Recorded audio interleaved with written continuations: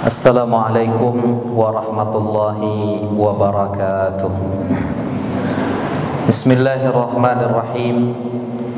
Alhamdulillahi rabbil alamin. Assalatu wassalamu ala ashrafil anbiya'i wal mursalin, sayyidina wa habibina wa qurrati a'yunina Muhammadin wa ala alihi wa sahbihi wa man tabi'ahum bi ihsanin ila yaumiddin. Alhamdulillahi rabbil alamin. Kita bersyukur kepada Allah pada pertengahan hari yang mulia ini kita dikumpulkan oleh Allah Ta'ala dalam kondisi yang baik, di tempat yang baik, yang mudah-mudahan segala kebaikan-kebaikan yang kita lakukan ini memberatkan timbangan kita di akhirat kelak. Salawat dan salam tak lupa pula kita hadiahkan kepada Nabi besar kita Muhammad sallallahu alaihi wasallam. Allahumma salli wa sallim ala sayyidina Muhammadin wa ala alihi wa sahbihi ajma'in. Bapak Ibu hadirin hadirat, tamu-tamu Allah yang dimuliakan oleh Allah Subhanahu wa taala. Sejenak sebelum kita berdiri rukuk dan sujud dalam salat zuhur berjamaah, kita bermajelis ilmu, kita saling memberikan pesan, mengingatkan diri kita masing-masing. Wa zakir fa inna dzikra tanfa'ul mu'minin. Berikanlah peringatan, karena peringatan atau tazkirah itu sangat bermanfaat bagi orang-orang yang beriman. Bapak Ibu yang dimuliakan oleh Allah Ta'ala, ada satu hadis Nabi Muhammad sallallahu alaihi wasallam yang hadis ini familiar, yang hadis ini barangkali mungkin kita sudah pernah mendengarnya. Rasulullah sallallahu alaihi wasallam bersabda, haqqul muslimi 'alal muslimi khamsun. Hak seorang muslim terhadap muslim yang lainnya ada 5. Jadi Bapak Ibu yang dimuliakan oleh Allah Ta'ala, sesungguhnya hak seorang mukmin atau seorang muslim terhadap muslim yang lainnya, yang satu sama lainnya mereka harus saling menunaikan, banyak dan tak terbilang atau tak terkira. Tetapi di dalam hadis ini disebutkan setidaknya 5 dari yang banyak itu. Dan sebelum masuk yang 5 ini, yang paling tinggi dari hak seorang muslim terhadap muslim yang lainnya yang mesti kita tunaikan adalah sebuah sikap yang dinamakan dengan al-isar. Al-isar itu artinya Bapak Ibu, bagaimana kita bisa mendahulukan saudara kita daripada diri sendiri. Nah, ini pernah terjadi dulu di masa Nabi, di masa para sahabat. Ada di antara mereka yang ikut berperang berjihad di jalan Allah, lalu yang satu jatuh, yang kedua juga jatuh, yang ketiga juga jatuh. Lalu ketiga mereka ini berada di sakaratul maut. Lalu yang satu kehausan melihat temannya yang di sebelah, ia berikan botol minum itu kepada yang kedua. Lalu yang kedua tidak tega melihat yang ketiga, ia berikan botol minum tadi. Lalu yang ketiga juga tidak tega dengan yang pertama, sehingga bergilirlah botol minum itu sampai ketiga-tiganya wafat, diwafatkan oleh Allah, dan tak satu pun di antara mereka yang meminum minuman itu. Inilah bentuk nyata dari al-isar, mendahulukan orang lain dalam kehidupan kita. Nah, itu tingkatan yang paling tinggi. Lalu tingkatan yang paling rendah Bapak Ibu sekalian adalah salamatus sadar. Bagaimana kita selamat hati ini dari sakwa sangka terhadap saudara kita, atau kita tidak membencinya, hati kita tidak menyimpan perasaan buruk kepada saudara kita, itu adalah tingkatan yang paling rendah dari hak yang kita mesti tunaikan kepada saudara kita sesama kaum muslimin dan kaum muslimat. Nah, jadi dari tingkatan yang tertinggi sampai ke tingkatan yang terendah itu, lalu datang hadis Nabi kita Muhammad sallallahu alaihi wasallam memberikan setidaknya 5 dalam riwayat ini yang mesti kita tunaikan. Apa yang pertama? Yang pertama adalah raddus salam. Hendaklah kita menjawab salam. Jadi salam ini makna dasarnya adalah keselamatan, makna dasarnya adalah ketenangan, makna dasarnya adalah ketentraman. Ketika ada saudara kita mengucapkan assalamualaikum, berarti pada saat itu ia memposisikan kita dalam posisi yang aman. Lalu kita jawab dengan waalaikumsalam warahmatullahi wabarakatuh. Maka para ulama kita mengatakan apabila diucapkan salam, mengucapkan salam itu hukumnya sunnah, tetapi menjawabnya adalah wajib. Lalu yang kedua kata Nabi setelah mengucapkan salam itu adalah ijabatud dakwah.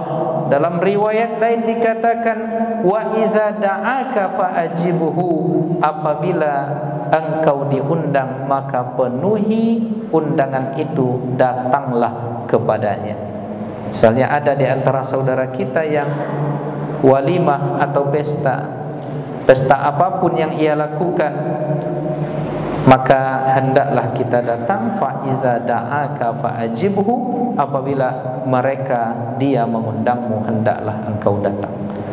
Yang pertama jawab salam, yang kedua mendatangi undangannya, lalu yang ketiga kata Nabi adalah hendaklah engkau ayyadatul marid, apabila ia sakit datang dan kunjungi.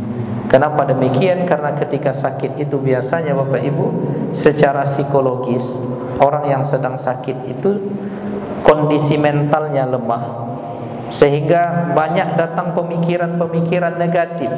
Maka kata Nabi Muhammad SAW, apabila engkau datang kepada mereka dan bertemu dengan orang-orang yang sakit itu, satu di antara adabnya adalah senangkan hati mereka dengan ucapan la ba'sa tahurun insyaallah. La ba'sa artinya adalah tidak apa-apa, insyaallah, no problem. Sakit ini tidak akan membuat apa-apa. Tahurun insyaallah, kalaupun ditimpa sakit ini pada ujungnya nanti Allah akan membersihkan kita dari dosa-dosa.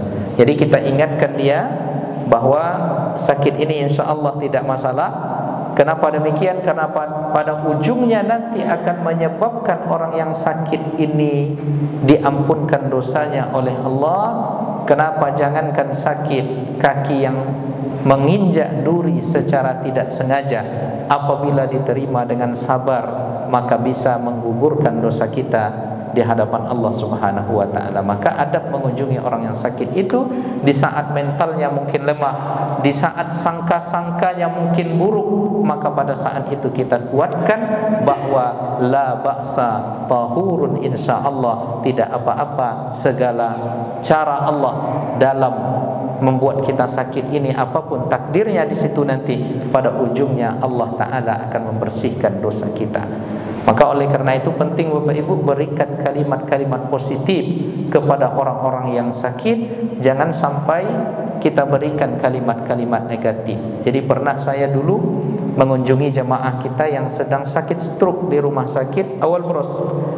Kita sudah hibur dia sudah semangat, dia sudah menerima takdir ini.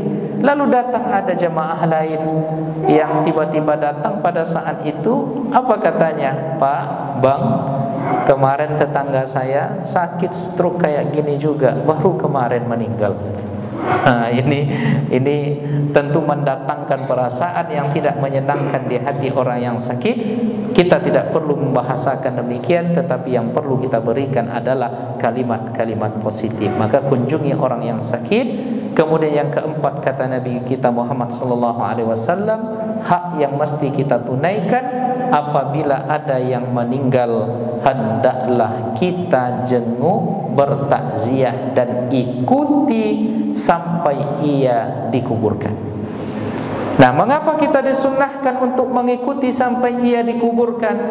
Karena dengan melihat seseorang yang dikuburkan akan menyadarkan kita pula, jika hari ini dia yang dikuburkan, suatu saat nanti kita akan berada di posisi yang sama. Kullu man 'alaiha fan, setiap yang ada di muka bumi ini binasa. Wa yabqa wajhu rabbika dzul jalali wal ikram, yang kekal itu hanyalah Allah Subhanahu wa taala. Maka ketika kita datang menjenguk orang yang sudah meninggal, pada saat itu Bapak Ibu, kita sedang diajar oleh yang memberi pelajaran, yang mana dia memberikan pelajarannya dalam diam, yaitu kematian.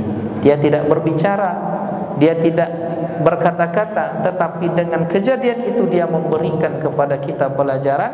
Maka oleh karenanya Nabi kita mengatakan, aksiru zikra hazimil lazzat, hendaklah kalian memperbanyak mengingat hal yang bisa memutus segala kelezatan di dunia ini, segala kenikmatan di dunia ini, pemutusnya adalah kematian. Maka ingatlah mati. Kalau kita mengikuti jenazah tadi Bapak Ibu sekalian sampai ia disalatkan, kata Nabi, kita mendapatkan pahala 1 qirat. Tapi apabila kita ikuti sampai ia dikuburkan, falahul qiratan, dia mendapatkan 2 qirat. Lalu para sahabat bertanya kepada Nabi, wa mal qiratan ya Rasulullah, apa 2 qirat itu wahai Nabi?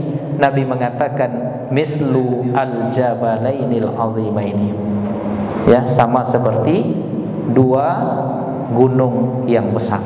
Jadi itu hak yang keempat yang mesti kita tunaikan. Lalu yang terakhir, Nabi mengatakan, apabila ada di antara saudaramu yang bersin, fahamidallah, lalu ia memuji Allah Subhanahu wa taala dengan mengucapkan alhamdulillah, fashammithu, maka hendaklah engkau mengucapkan yarhamukallah. Dan orang yang didoakan dengan doa yarhamukallah tadi, ia menjawab kembali yahdikumullah wa yuslihu balakum. Nah, di sini titik poin kita Bapak Ibu yang dimuliakan oleh Allah. Kita masuk sedikit ke aspek hukum fikih. Kalau kita bersin di luar salat, oke. Bagaimana caranya, adabnya ketika kita bersin di luar salat, kita mengucapkan alhamdulillahi rabbil alamin, dan hak orang lain mendoakan kita, muslimin yang mendengarnya, ia mendoakan yarhamukallah. Tetapi bagaimana kiranya jika ada di antara kita yang bersin di dalam salat? Apakah kita tetap dianjurkan atau disunnahkan mengucap alhamdulillah? Nah, di sini untuk menambah wawasan fikih kita, dalam sebuah hadis dikatakan oleh Nabi kita Muhammad sallallahu alaihi wasallam, inna hazihi salat yang kalian lakukan ini, la yasluhu fiha syai'un min kalamil bashar, tidak boleh ada satu pun sedikit pun kalam-kalam kalimat manusia. Jadi ketika kita salat tidak ada kalimat-kalimat apapun.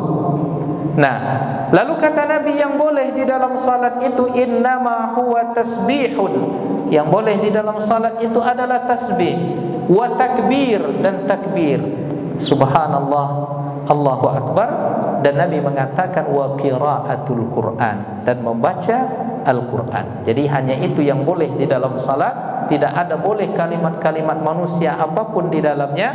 Lalu disimpulkan oleh para ulama kita, takbir, tasbih, bacaan Al-Quran itu adalah zikir.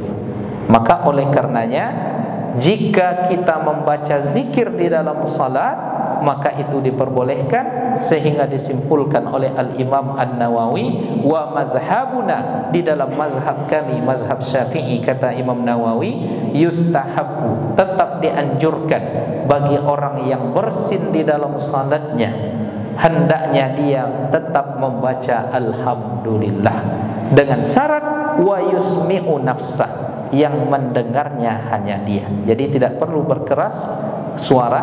Jadi ketika kita mungkin masuk ke dalam masjid ini dingin, kemudian respon tubuh kita mungkin bersin, maka saat itu kita boleh mengucapkan alhamdulillah, tetapi yang dengar hanya kita. Artinya ucapkan secara lirih. Nah, jadi itu aturan yang bersumber dari hadis Nabi kita Muhammad sallallahu alaihi wasallam. Lalu yang terakhir Bapak Ibu sekalian, mengapa setelah bersin itu kita dianjurkan mengucap alhamdulillah?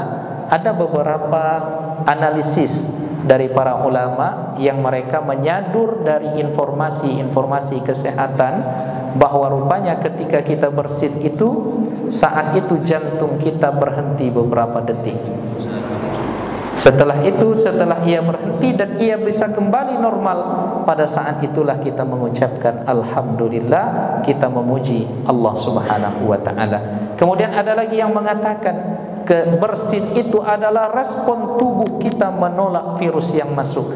Ketika ia bersin, virus itu keluar, tidak sampai mengganggu tubuh kita, maka itulah cara Allah dan tentara Allah untuk membentengi tubuh kita. Lalu pada saat itu kita memuji Allah dengan mengucapkan alhamdulillahirabbil alamin. Nah, kalau sering kita memuji Allah dalam kehidupan kita ini pada hal yang kita syukuri atau pada hal-hal yang mungkin kita tidak bisa menerimanya, tetapi kita tetap mengucapkan alhamdulillahirabbil alamin, maka puncak dari kesadaran yang demikian itu dikatakan oleh Nabi kita, inna, sesungguhnya kalian yang paling tinggi derajatnya di akhirat nanti di sisi Allah, di antaranya adalah al-hammadun, orang-orang yang banyak memuji Allah dengan mengucap alhamdulillahirabbil alamin. Itulah kaji kita hadis-hadis tentang adab yang berkaitan dengan beberapa hukum yang bisa kita sampaikan sebelum kita melaksanakan salat fardu zuhur.